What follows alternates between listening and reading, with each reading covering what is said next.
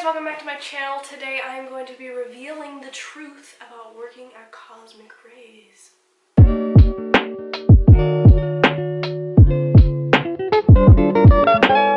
I just want to make a couple things clear. I enjoyed working at Cosmic Rays. It is not as crazy as people made it out to be, but at the same time I can't really speak for the Christmas time season because I stopped working there November 29th, so I didn't get to stick around for actually like December and Christmas, because I'm sure Christmas Day is just completely insane. Apparently that's the busiest day in the entire year at Disney, which I'm sure is true. I also didn't work there when they started serving breakfast because they started doing this early magic morning thing where they started serving breakfast, and so people were getting scheduled at like 7 in the morning, and so I'm like, so glad I didn't stay there for that because I would have died.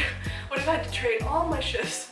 Because it's like, on one hand, it's like, okay, great, you get to get out at like 1 or 2, but also, ew, I have to get up at 5 in the morning. I'm filming this on the day Colleen is giving birth. I'm living for it. If you don't know who Colleen is, then leave this channel now. No, just kidding. Back to Cosmic Rays. So when I found out I was working at Cosmic Rays, I was not ecstatic. I didn't really say too much about it because I'm like, you know, I have to give it a chance. But I never mentioned it in like my, you know, what places I really want to work at for quick service videos. So obviously I wasn't like, yay, Cosmic. Because honestly I didn't really know much about it. I hadn't been to Disney World before I worked there, so I didn't have an attachment to Cosmic Rays like some people did, you know. Working there, people are obsessed with Sonny Eclipse. People would really be in there filming him, and I'm like, are you guys okay? I remember I heard this lady once go, look at that frog sing, and I was like, he's not a frog, he's from outer space, he's from the planet Zork. You can see my attachment. I kind of stopped. It's funny because when I first started, I was only dining room trained, which I'll go into a little bit. Basically what that means is you're only doing one thing over and over and over, because let me explain this a little bit more. So at other places like Pecos Bill, for example, you get trained, if you're front of house, you get trained in dining room, you get trained in counter, you know, that kind of stuff, and possibly cash. I don't want to speak for Pecos because I wasn't trained there. I only worked there one time, which was an interesting experience. Cosmic's is such a huge place, such a huge restaurant that I don't know how they did in the past, but when I was working there, they split it up. So on our schedules, it all said front of house. Even the people who were going to be working in the back of house, they just didn't know it yet. So when we went to our training, they split us up into what we were actually going to be doing. So I was with 2 other people and we were training in the dining room. And then let's say there were 2 other people in my group that arrived like the same day as me that were training on the counter. And then there were 4 other people that were training in the kitchen. Originally I was like, okay, cool, I got dining room. Everyone said that's cool, you know, that's like you get to talk to guests. Okay, awesome. Like I didn't really know what the job was. I thought I was kind of going to be dealing with food. I was wrong, but I'll go into that a little bit later. So basically the training was extremely easy. Anyone could do it. You don't even need training for it really. Obviously you do for like closing procedures and you know how they want you to prioritize your time, but if you just ask people, they'll tell you what to do. It's not like you have to know how to like work a certain machine. No. There was the first day of training where you closed a section, the second day of training where you closed another section, but I think that was more by yourself and less with help from the actual trainer, and then the third day was your assessment.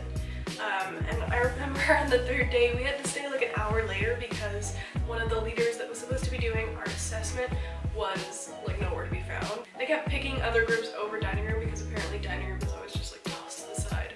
True. The assessment is very easy. They do not want you to fail, so as long as you know what you're doing and you mostly know what you're talking about, especially if you do it with other people, you should have no problem passing. I mean, me and another girl mostly talked, and then the other guy that was in our training group, you know, kind of chimed in, and we would like let him answer stuff, but you know, he wasn't like, you don't have to know every single question. If you don't know something and somebody else knows it, they'll answer it. That's really all there is to it. And then you learn as you go. So if you don't understand everything when you're done with the assessment, you will learn eventually. There were so many people working there, I thought, oh, I wouldn't have that long of shifts, and I didn't when I first started, and then there was one week where I had 4, 12-hour shifts in a row. I gave all of them, I somehow like switched all of them, gave them away, you know, so I didn't end up doing that, but I'm like, I would not have survived. That is like 45 hours in 4 days is like more than I worked in an entire week usually. I mean, it would have been overtime pay, but like I would have been dead, okay? And that was like in the middle of October. It didn't make any sense. The busiest times for cosmics would usually be obviously the lunch and dinner rush. The lunch rush was like noon to 2, and the dinner rush was like 7 to 8:30. So it was later than I expected. In the middle of September, it was dead almost all the time, and it was really dead at like 3, 4 o'clock. It was horrible. It was so boring, especially if you're in the dining room, because you just walk around and do nothing. And then if you have free time and you go and chat with somebody, if somebody sees you, you know, they'll be like, oh, disperse. I'm like, okay, what else are we gonna do? Like, it's just funny.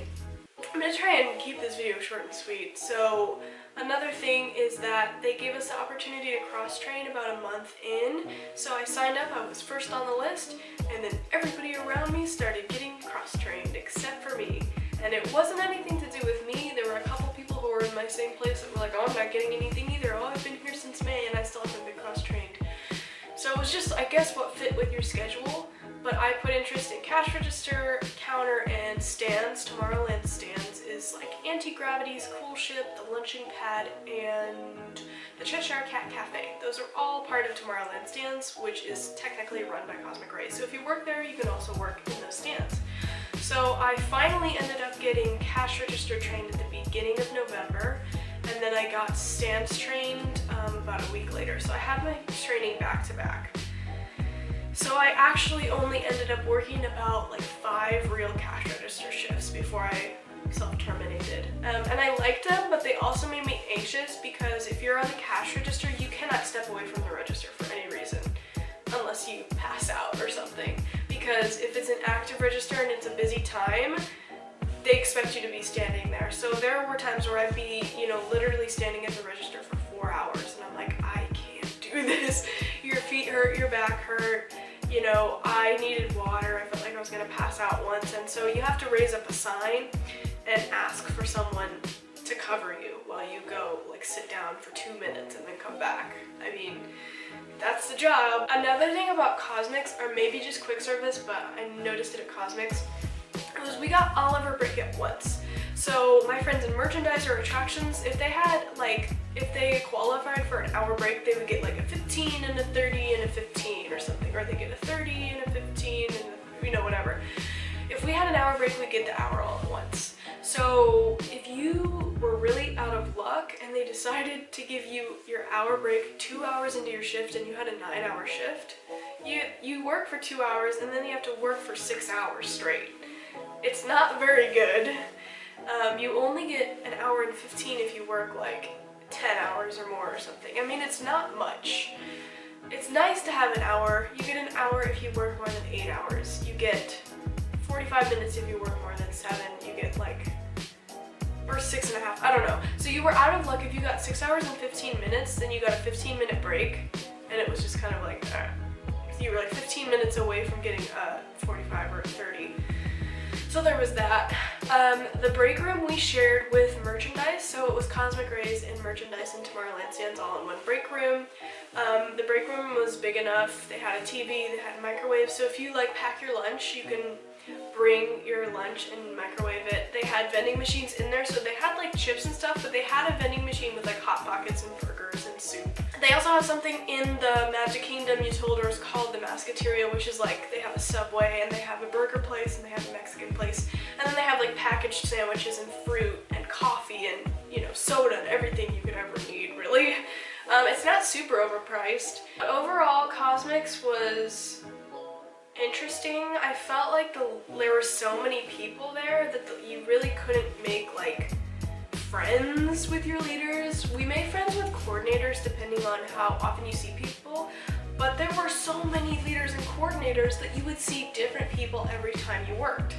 Like obviously you got to know people, like I had one coordinator that would always be like, Maddy, you know, but let's say then you don't see them for a week because you're working different hours. Like there are so many people at Cosmics that it was hard for me to make really close friends because I would work with different people every shift.